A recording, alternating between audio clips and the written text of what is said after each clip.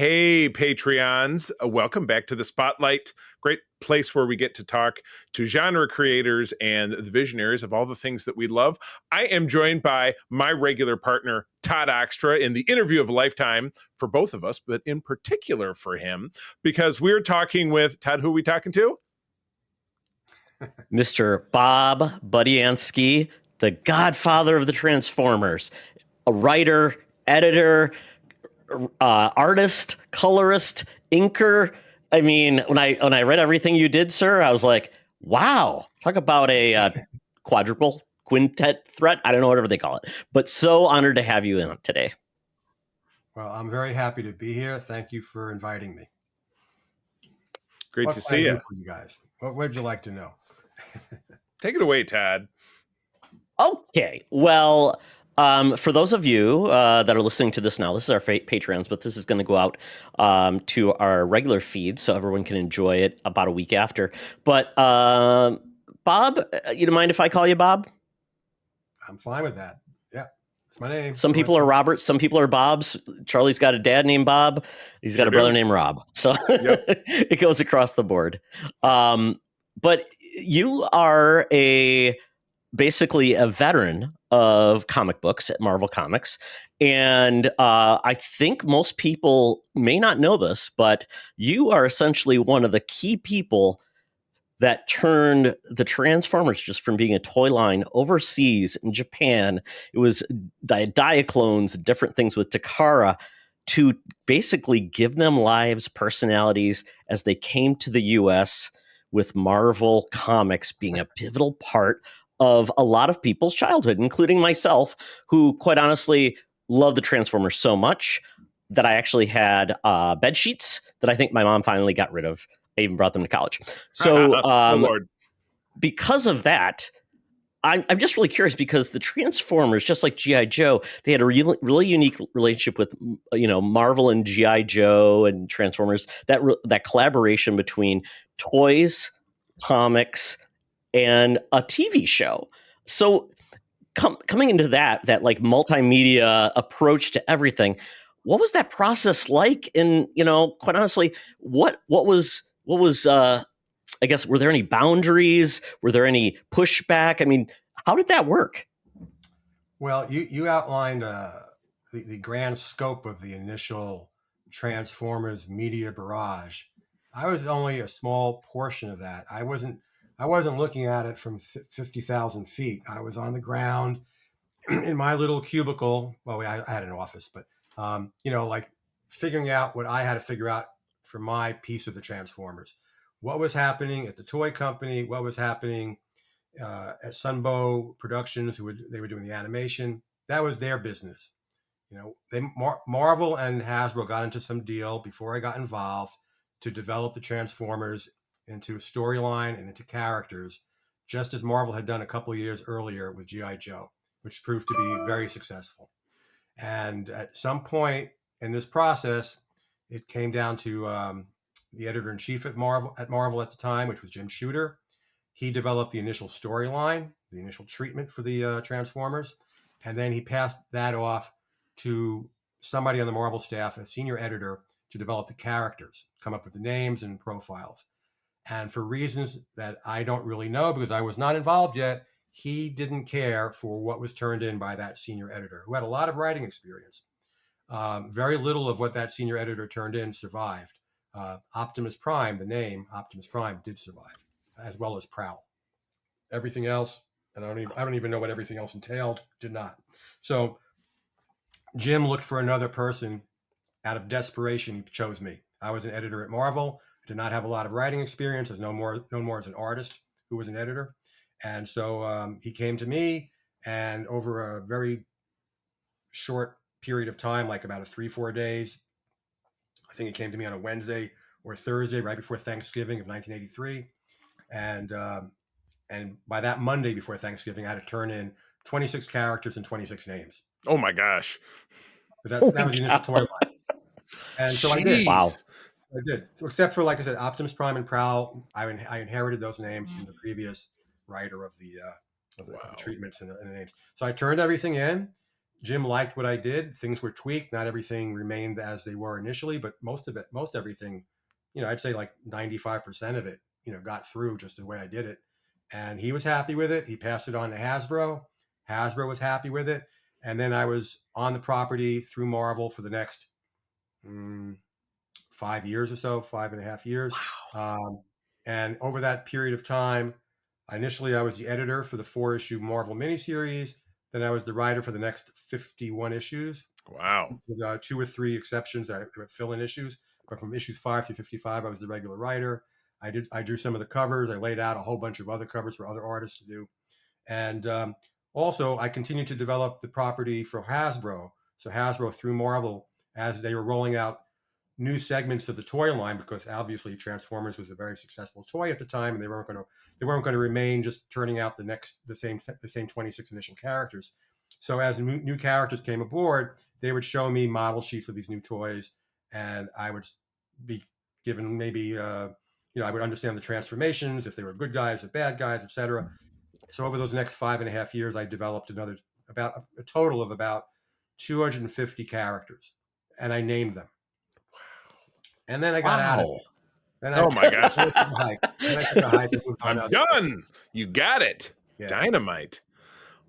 Wow. I do have one follow-up question to that. So Transformers, the back of the box of every Transformer, you had their bio. And then you had that awesome little red card where you could reveal their stats. Did you have anything to do with that? Or did they take that from you? Okay. All right. So I take no credit for the red cellophane that so that you can read the graph. That was Hasbro's little form of torture to their buyers of the toy. Yes, indeed. But I've talked to fans; they love it. They said, "Oh, I loved having that little." I loved it. Secret. I thought it was like very evil of them, but what did I know about toys? But anyway, no, that was entirely my idea. I presented that idea to Hasbro.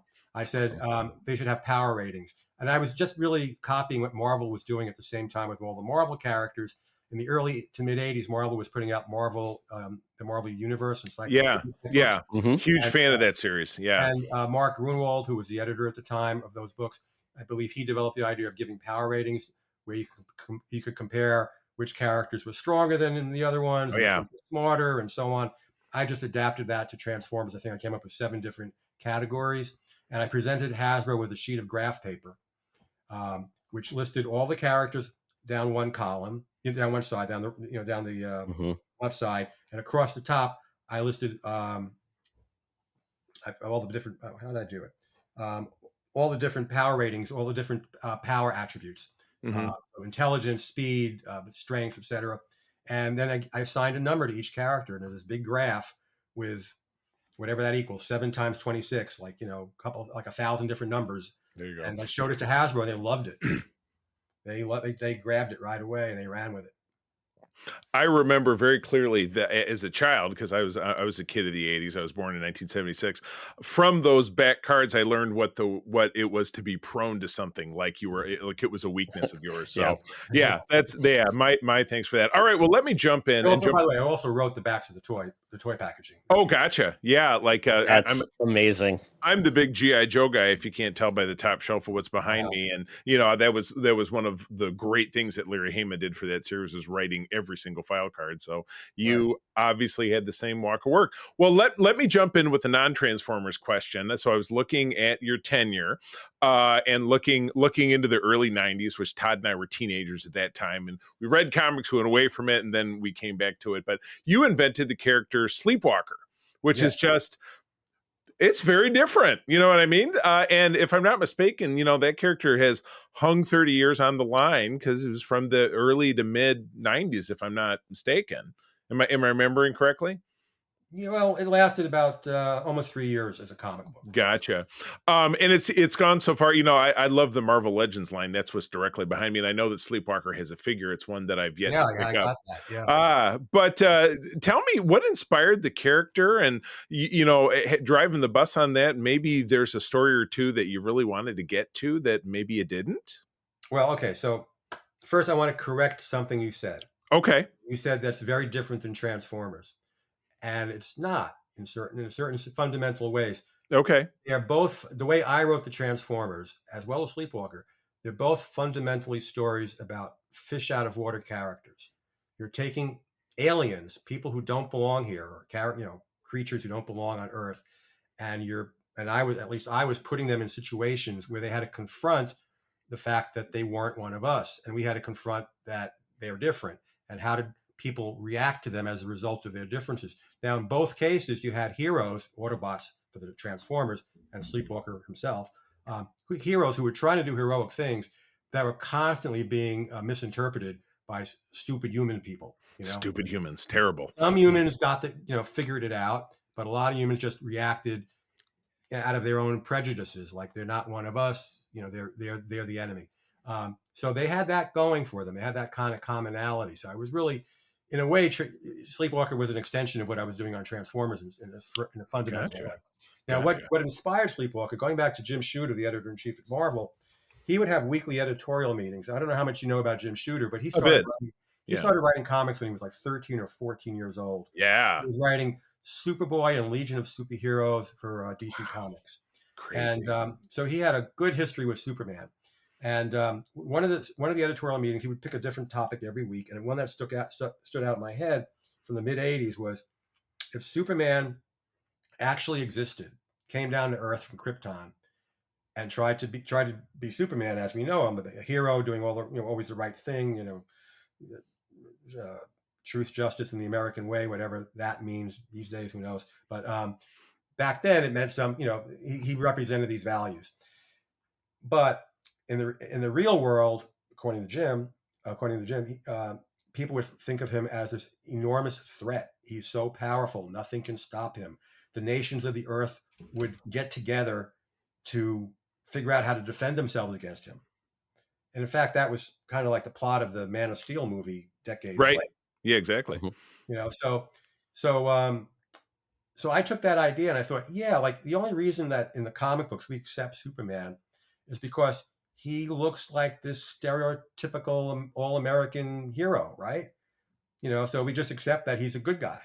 But what if he was a bug-eyed monster? Right. And that's where Sleepwalker came from. Yeah, excellent. It took the idea of Superman, kind of turned it on its head.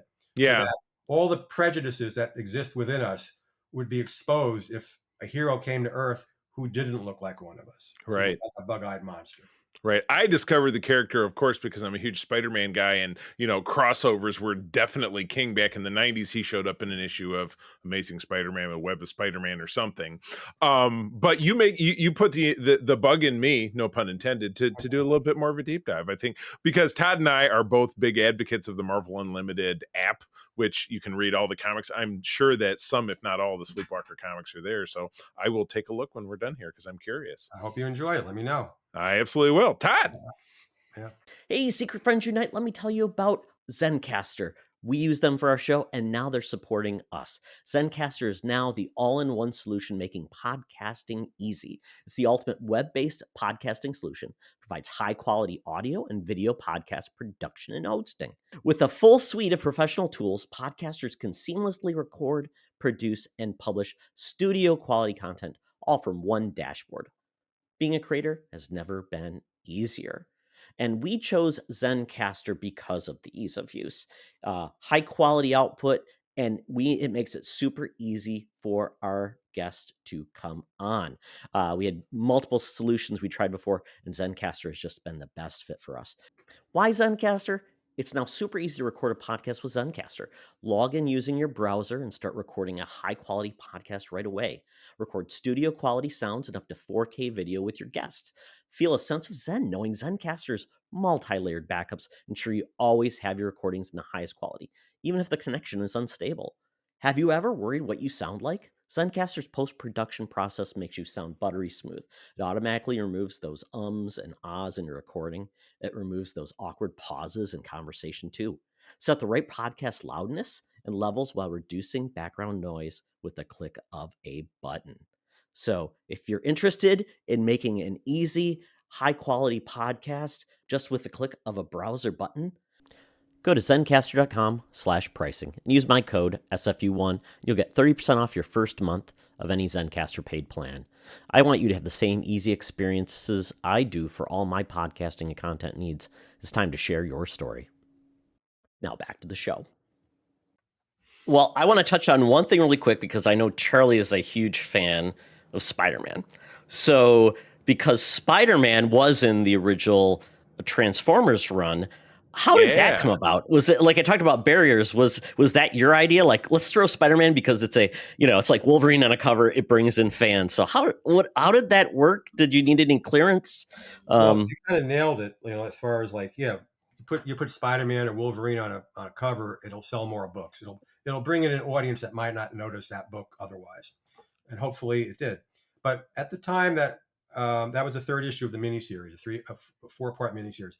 Nobody at Marvel had any clue that Transformers was going to be a big success. Right. So we pulled out, we meaning the writer of the book at the time and myself, we discussed it and pulled out the same, the same old trick that Marvel used on all sorts of books, which is, we'll feature a big guest star. How about Spider-Man? Now, coincidentally, that writer, Jim Salicrup, was the Spider-Man editor at the time. Right. It was very easy for him to get permission to use Spider-Man. I give myself permission. Yes. He did have a little debate with himself, but in the end, he gave permission to himself. So, in any case, so said, sure, let's try it, And but the odd thing about that was Hasbro initially rejected the idea. And, coming from, the Marvel editorial point of view, I looked at it and thought, we're giving them our number one character for their toy that nobody knows what this toy is. It's like, there's nothing toy. We're giving them this character that's beloved by, millions of fans out there, maybe not millions, but a lot of people. And they're turning it down. And the reason they turned it down, and it just shows you have to always walk in somebody else's shoes to understand them. They were looking at it from a toy point of view. At the time, there was another toy company that had the action figure license for Marvel Comics, which includes Spider-Man. Secret Wars. Secret Wars, yes. Line, yeah. And so so they didn't want to do anything in a Transformers comic book, which would somehow generate sales for their rival toy company, as if people would go out and they'd see Spider-Man in a Transformers comic. Oh, I want to buy the action figure now. My yes. Not buy a Transformer as a result. That is how it works. Yeah. It was bizarre the way that, but it's their property. I can't say no to them. But Jim Salicrup came up with a great idea, which was at the time in the Secret Wars comics, Spider-Man had just been introduced in the black and white costume. Yeah. So he said, what if we show him in the black and white costume?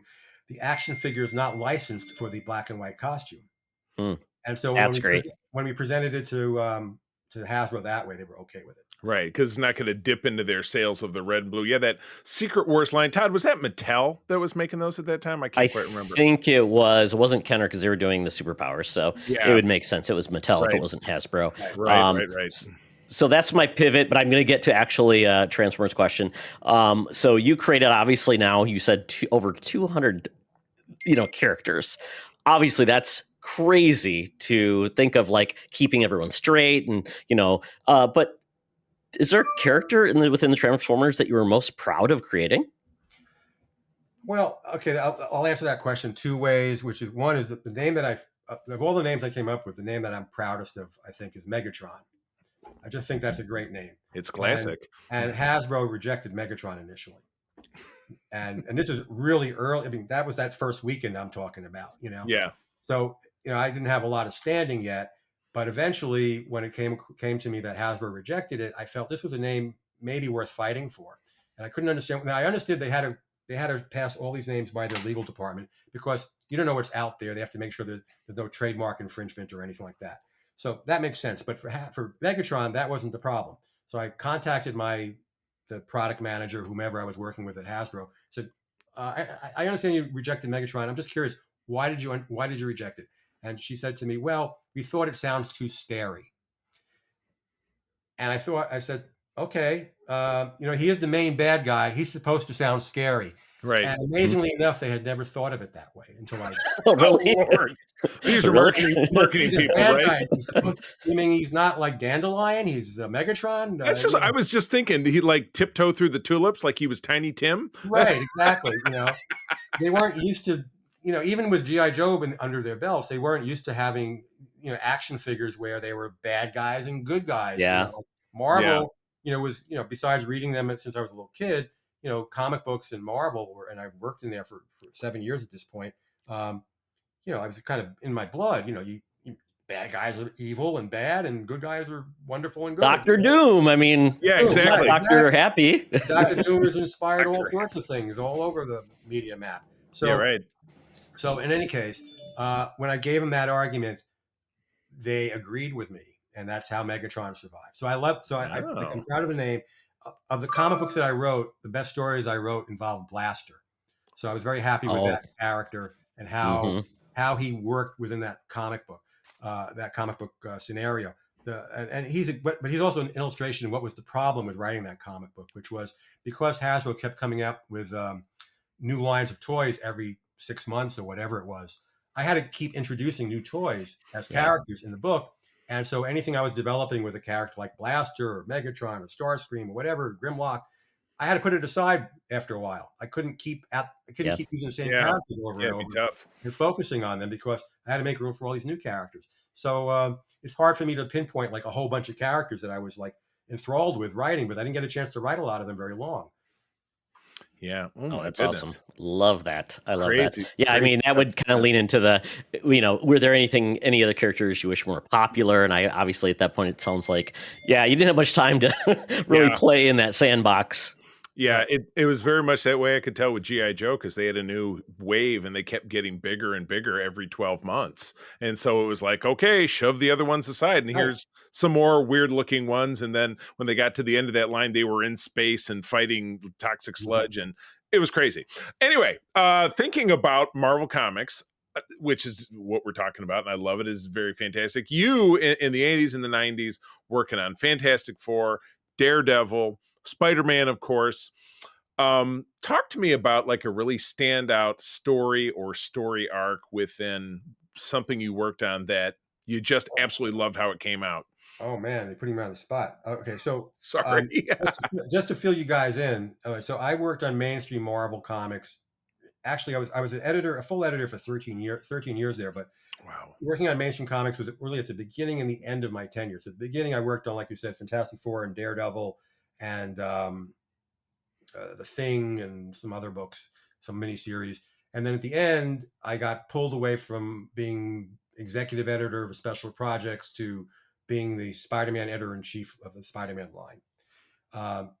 So I have to say, to be brutally honest, I don't think any of my my story arcs in the mainstream books stand out in a great way. They were okay. I worked with John Byrne on the Fantastic Four. Big fan. Some of the stories. That's a great run. Well, yeah. I think some were better than others. It was a little okay. I love that's my era. But I love the art. Love how they look beautiful. He puts together a great package. They look great. Yep. Yeah. And some good stories in it. But frankly, they don't stick in my mind. During that same era, Thor was the Beta Ray Bill stories with Thor. There was the Frank Miller Daredevil stories. Marvel was putting out some classic stuff. I don't rank the Byrne FF in the same category. But not saying they're bad, just saying, he did better work on other things, I think. And then later on, I got pulled into the middle of the Spider-Man clone saga. Oh boy! Wow! Enough said. We talked to. We actually extol the virtues of that. It was one of those cases of trying to make lemonade out of lemons. We had a long chat with Tom DeFalco, Todd and I did a couple of weeks ago, where that's an obvious topic to talk about. And he was told us that even he and other people in the room thought, well, God, we really shouldn't do this, but they were overruled, if I'm remembering at least a part of the story correctly. I don't know who overruled what, but I was brought into the middle of it. Oh boy! I could tell you how the Clone Saga came to be to the point where I arrived. A bunch of odd events. I can give you that. But then once I was brought in, I was just trying to keep my head above water, keep this thing, and it was doing well.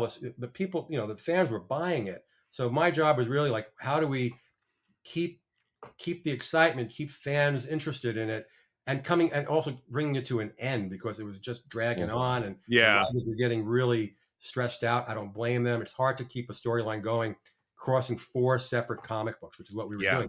Spider-Man was coming out on a weekly basis in 4 different titles. And I think we came up with some good ways to keep it perking. Like at one point, we changed all the titles to the Scarlet Spider for a Right. while. Remember? We Yeah. brought in Dan Jurgens to start a new new Spider-Man book, and that was really good. But eventually, I had to leave the company, as did many. So it wasn't my problem anymore. It was Marvel was imploding and shedding many. Mm-hmm. Yeah. Oh, yeah. Yeah. Oh, yeah. So, any case, but I could give you a quick rundown of how we got to that point if you're interested. I think so. Oh, yeah. Okay, it started with the death of Superman. Oh, I bet you're a little surprised for me to say that. Okay. No, I get it. I get it. You get it? Okay. Well, let me fill in the gap. So what happened was soon after the death of Superman. I mean, you might remember this.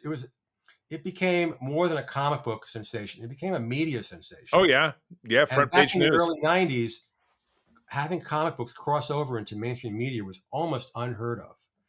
So our head of public relations pulls together senior editors, the president of the company, the editor-in-chief, Tom DeFalco, for this meeting. What do we need to do to get on the Today Show? Oh, no.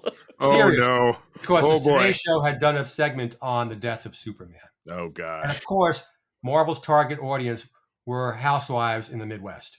So yes. we didn't want to lose that audience. We wanted to be on the Today Show. Oh, my God. Yeah. I mean, this is the most misguided, anyway. Oh, boy. What happened was a few years earlier, Mary Jane and Peter Parker had gotten married. Mm-hmm. Comic book. Okay, fine. I know somebody said this. It wasn't me. I kept really quiet at this meeting. I didn't have any mainstream books. I didn't have any horses in this race. I was on special projects. But somebody came up with the idea. I know they can have a baby. Mm. All right, like fine. a sitcom. Not my book. Spider-Man. I have nothing to do with it. Then a couple years later, I get pulled into this. Maybe just a year later, I forget. I get pulled into being the Spider-Man editor-in-chief. Marvel reorganized, and there were 5 different editor-in-chiefdoms. And so what happened was, I come into this, and I'm told they're in the middle of this clone saga, and they realize, and Mary Jane is now pregnant, and they realize, wait a second, we've already married Peter Parker off to Mary Jane, which takes him one step away from his core readership of single young males. Now we're going to make him a father, which takes him even a further step away from his core readership. Yeah. And then somebody came up with the idea, again, it wasn't me. I know, we'll swap him. Well, it turns out that the clone was the real Peter Parker all along. Right. That's what I was handed. Oh my gosh. In the middle of the clone saga. And I'm not going to go any further than that. I'm just saying that's what I was handed, and that's what I had to run with. Holy cow. I figured, well, all these people, I wasn't comfortable with the idea, but I figured all these writers and editors who've been working on Spider-Man for years, I'm the new guy.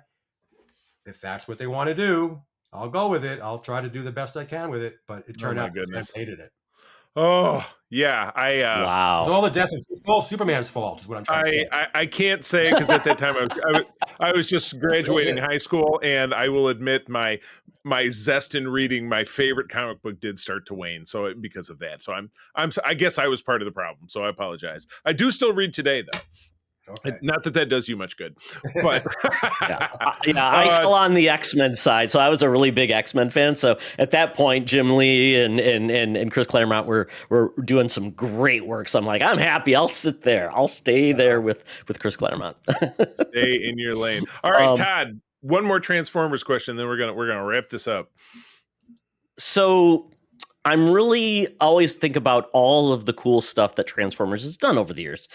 And all of the variations they've done, my latest favorite thing is all the mashups they're doing now. Like they have a Knight Rider Transformers crossover, which is great because basically you get to transform KITT. It's a great vehicle.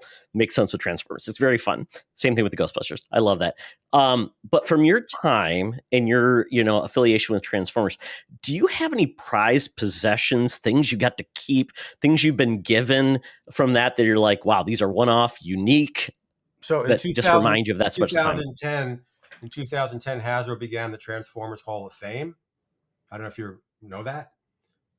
Yes. Okay, so they inducted 4 people into the inaugural class, and I was one of them. So that's amazing. So they had 2 Japanese toy designers. One showed up, and the other one was represented by maybe his daughter, I think. They had Peter Cullen, and they had me. And it was It was on the Disney property at one of the hotels. They had a big Transformers convention, and then that evening they had a big banquet dinner for anybody who wanted to pay for their table. I didn't have to pay, and they had a big multimedia presentation introducing each one of us and what we contributed. So as a result, I got this. Oh my goodness, that's amazing! It's an Oscar. Hall of Fame, BOB Budiansky, 2010. Oh my gosh, that's amazing. It was amazing. Your desk right here. Oh, I love it. Put it back. So that's probably as much of a treasure as anything that I got with Transformers. So I'm very happy that people still care about what I did 40 plus years ago now. Oh, wow. I love it. I inspired as a kid, my love of what could be and seeing something I loved come to life, because at that time there weren't a lot of great cartoons. They were all pretty bland and bad, and seeing some iconic characters like Optimus Prime, Megatron, just coming to life as a kid just really blew me away. So thank you so much for your contribution to so many people. We appreciate telling it. me that. I'm happy to have worked on the book and have so many. It still has legs. People still care about it. Absolutely. Well, legs and wheels spinning and jet fins and jet engines. Well, Bob, to wrap us up, what are you working on these days? Well, I have a day job which has nothing to do with anything we're talking about, but I still do shows. Get invited to comic book conventions and Transformers conventions, and people hit me up for commissions that I never get around to doing because I'm busy doing other things. But I do occasional commissions. You mentioned earlier the Ghostbusters Ecto-1 transforming into a Transformer. I did a commission on that last year. Cool. That's great. Showing Ecto-1 as a Transformer. And then lately I've been involved heavily with a set of Transformers trading cards that have coming out from Dynamite Entertainment that just came out. So I'm involved with that in a lot of ways. They called me in to do a whole bunch of different things on that trading card set. So I get involved in these little projects here and there. I don't really seek them out. Otherwise I'm making vacation plans. Yeah. I love that. I love that. Yeah, that's what you were doing. And I did before this interview. I was making exactly. You were going to tell me where you were going, but I don't want you to repeat it now because I don't want anybody to track you down. For me, I don't. Yeah, exactly. No. We're not going to do that to you. Be undercover. We're in upstate New York. I'll leave it at that. Oh no! Okay. It should be that resort place. That resort where Dirty Dancing was, right? That's the only thing I can think of in upstate New York. Being that I'm from Michigan. Well, Bob, this has been absolutely amazing. So very grateful for your time.